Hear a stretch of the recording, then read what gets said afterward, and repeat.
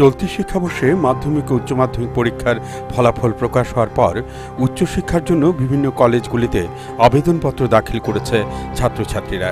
যথারীতি নম্বরের ভিত্তিতে ছাত্রছাত্রীদের নামের তালিকাও প্রকাশ করা শুরু করেছে কলেজ কর্তৃপক্ষগুলি। আর এই নামের তালিকা প্রকাশ ঘিরেই যত সব আপত্তি বিপত্তি। সোমবার ইন্দ্রনগর আইটিআইতে নামের তালিকা প্রকাশ হতেই বঞ্চিত ছাত্রছাত্রীরা বিক্ষোভ শুরু করে। বিক্ষোভ দেখাতে গিয়ে ছাত্রছাত্রীরা ভাঙচুর করে কলেজের নোটিশ বোর্ড।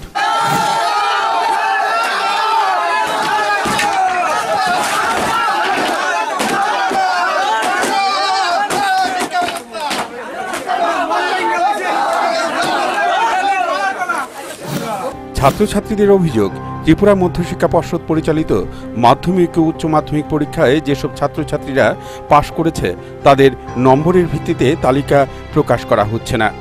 প্রাধান্য দেওয়া হচ্ছে ওপেন বোর্ড থেকে পাশ করা ছাত্রছাত্রীদের। কিন্তু ছাত্রছাত্রীদের অভিযোগ, ওপেন বোর্ডে নম্বর মেলে পয়সার বিনিময়ে। যে যত বেশি পয়সা দেয় তার মূল্যায়নপত্রে নম্বর তত বেশি দেওয়া হয়। টোটাল জমা দিছে 2017 জন। এর ভিতরে দেখা গেছে যে 58% উপরে কোনো স্টুডেন্টসই তারা ভর্তি রাখবে না। 58% পর্যন্ত ইউআর ক্যাটাগরিতে লাস্ট। দেখা গেছে যে 58%-এর ভিতরে 70%ই আছে ওপেন বোর্ড একদম। তাহলে আমরা এতগুলি নাম্বার পাইয়া আমরা টিবিএসসি বোর্ড থেকে যে পাস করলাম, আমাদের ভবিষ্যৎ কোন জায়গাতে? এখানে টিবিএসসি কত জনে জমা দিয়েছে? এখানে ম্যাক্সিমাম টিবিএসসি বাট যারা টিবিএসসি জমা দিয়েছে ম্যাক্সিমামই না, ম্যাক্সিমাম নিয়ে তারা সবাই নিচের দিকে। যারা ওপেন বোর্ডে জমা দিয়েছে তারা সব উপর দিকে। যতজন জমা দিয়েছে প্রত্যেকেরই উপর দিকে র্যাঙ্কটা।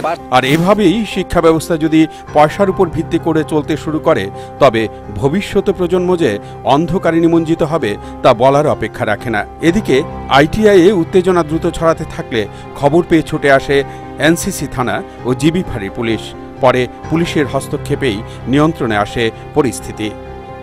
তবে শুভবুদ্ধি সম্পন্ন জনগণের বক্তব্য, ছাত্রছাত্রীদের কাছ থেকে যদি এভাবে অর্থ লোপাট করে মূল্যায়নপত্র নির্মাণ করা হয় তাহলে ধ্বংস হবে ভবিষ্যতের প্রজন্ম, লাটে উঠবে শিক্ষা ব্যবস্থা।